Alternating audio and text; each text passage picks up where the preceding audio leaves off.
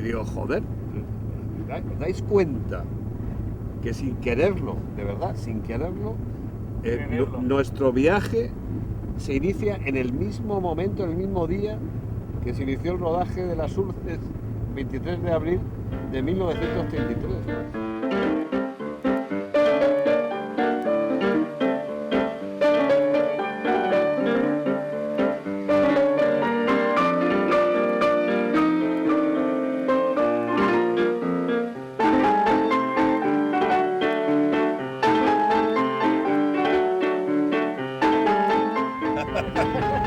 ¿A dónde vamos? ¿A dónde vamos? ¿De dónde venimos?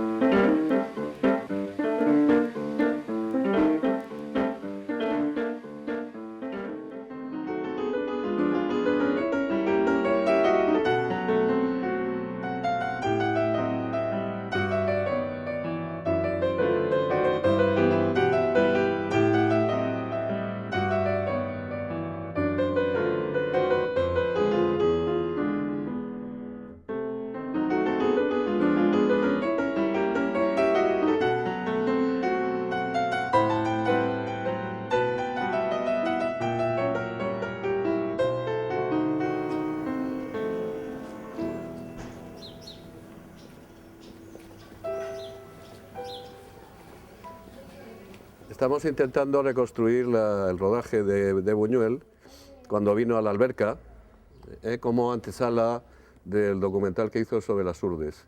Estamos en la parte exterior de la iglesia, justamente donde se encuentran las dos calaveras, símbolo de la muerte. Buñuel es un director único porque ya desde estos primeros fotogramas, desde estos primeros planos, está ya encauzando todo lo que luego va a ser la película, que es poco más o menos que un discurso sobre la muerte, sobre la finalidad del mundo como antesala del infierno.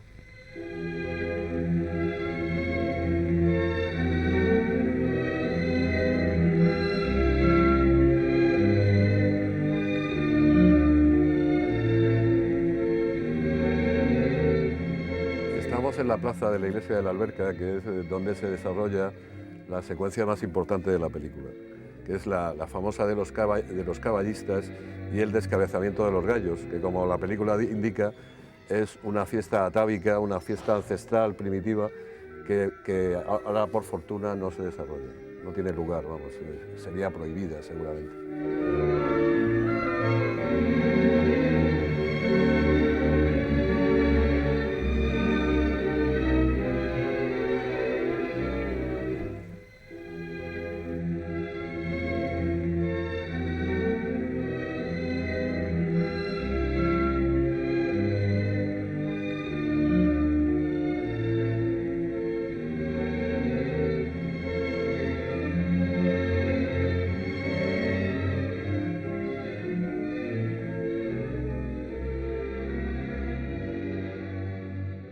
Aquí justamente en esta zona, donde está la taberna esta y esa terracita, es donde estaban los caballistas antes de iniciarse la ceremonia fumando.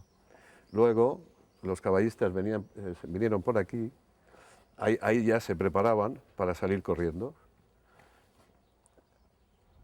Salían corriendo por allí, iban en paralelo a toda la fachada de la iglesia, y allí al final, entre esas dos casas, estaba el gallo colgando con la cuerda tirante. Iban corriendo por aquí, entonces tenían que intentar quitarle la cabeza, pues, levantándose y al galope. Si no lo conseguían, entonces se paraban y delante del resto, todo esto lleno de gente, de espectadores, se paraban y justo delante cogían con la mano y descabezaban el gallo. Se nota que está el pueblo muy restaurado, muy cuidado, muy en función del turismo, pero se mantiene cosas igual que hace 75 o 76 años, que fue cuando rodó Buñuel. Por ejemplo, estas casas de aquí.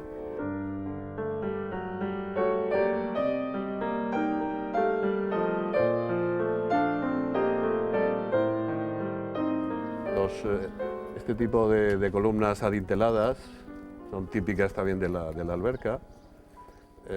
Todo el elemento pétreo es magnífico. Y además da una sensación como si el tiempo no hubiera pasado.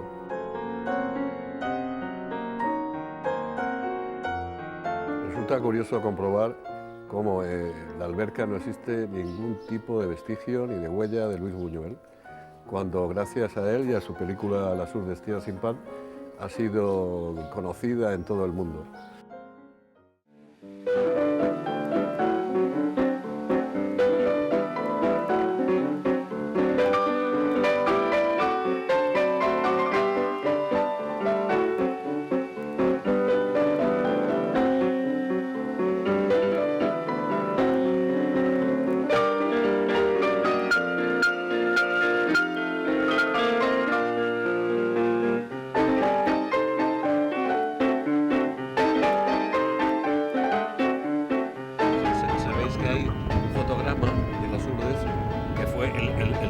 Censurado, que sea además es el que utilizo yo en mi libro en la cubierta, ¿no? Es cuando justo se ve la mano y descabeza toda la cabeza del gallo y sale ahí y se le ve todo el cuello. Le destripa la cabeza. Eso es equivalente, y eso es muy interesante, equivalente al seccionamiento del ojo de un perro andaluz.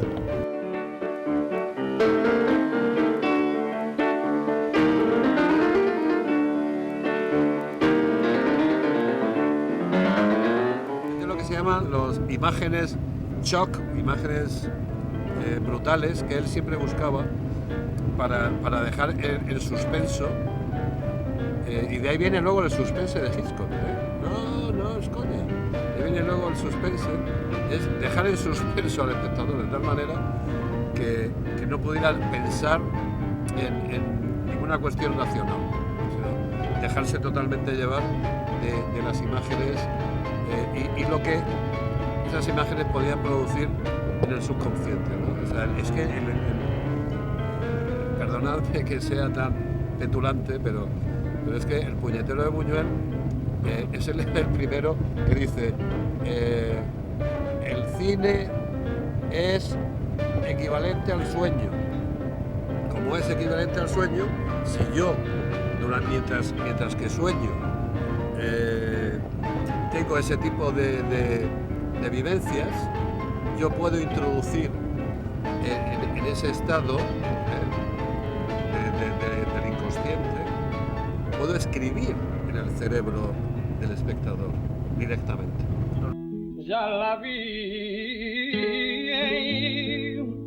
de las angustias.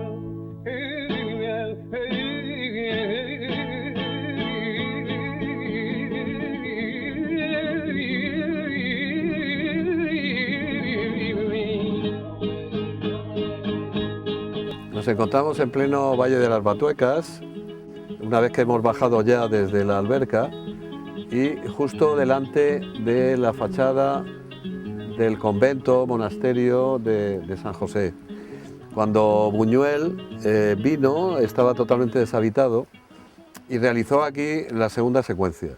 En ella hay como una reconstrucción ficcional de algo que en realidad en ese momento no existía, puesto que en ese momento no había ni monjes y mucho menos sirvientas. Quiero decir que ya en esta segunda secuencia él ya introduce elementos de su propia cosecha, no estrictamente documentales. Y también es donde se han descubierto mayores técnicas subliminales, simbólicas, muy típicas suyas. Sobre todo en relación con la presencia de lagartos, la presencia de elementos naturales, como puede ser el agua. Luego hay travelings, o sea, es una secuencia muy elaborada y muy profunda.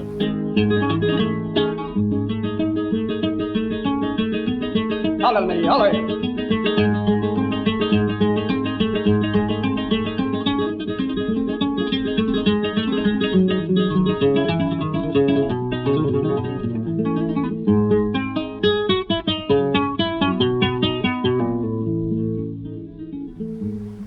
El primer testimonio cinematográfico relacionado con este convento es de 1922, con motivo del viaje del rey Alfonso XIII que realizó a las Urdes. Pero lo interesante es que en ese reportaje, realizado por un operador catalán llamado Armando Pou, titulado Las Urdes, País de Leyenda, termina curiosamente en las puertas de este monasterio la llegada triunfal del rey como salvador, como apoyo a los urdanos para sacarles de la miseria, etcétera, etcétera.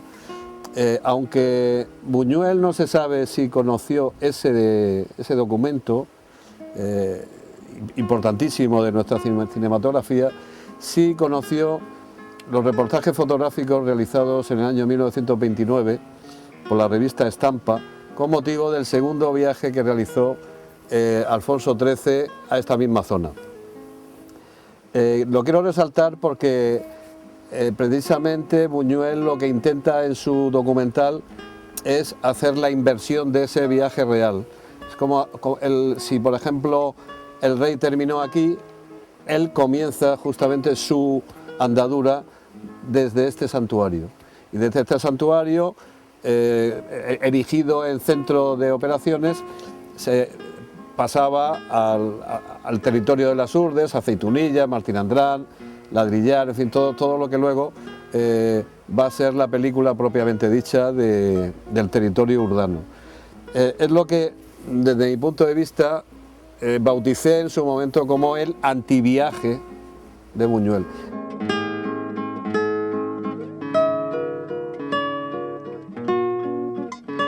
En unas declaraciones que hizo a Massaub, dice que él en esa época era anti todo, antirreligión, antipatria, antijusticia, anti todo.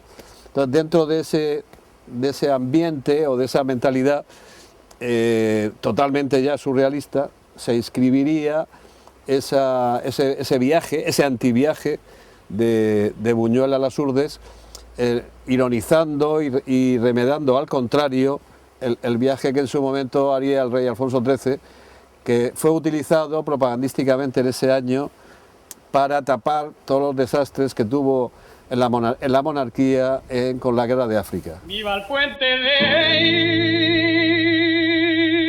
Eni! ¡Viva Granada, que en mi tierra! Muy interesante.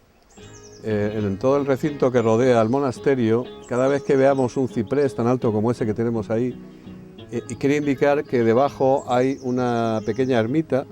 Ahora, evidentemente son restos porque estarán destruidos prácticamente todas, donde antiguamente vivía un ermitaño solitario que por las noches, todas las noches, a una determinada hora prefijada, hacían sonar su pequeña campanilla para indicar que estaban en vela y en oración.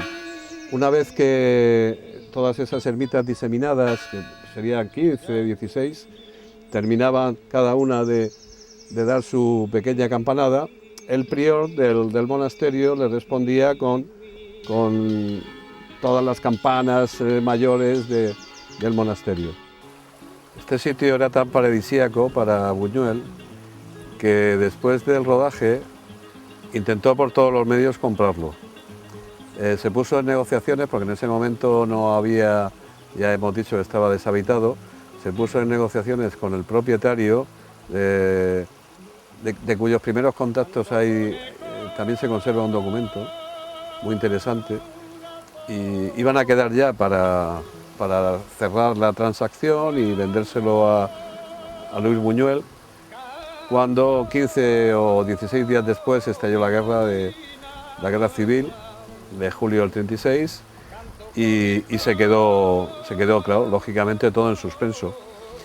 Por eso dice Buñuel en las memorias que gracias a eso se pudo salvar, porque si no, si lo hubiera comprado, seguro que al día siguiente lo hubiera liquidado.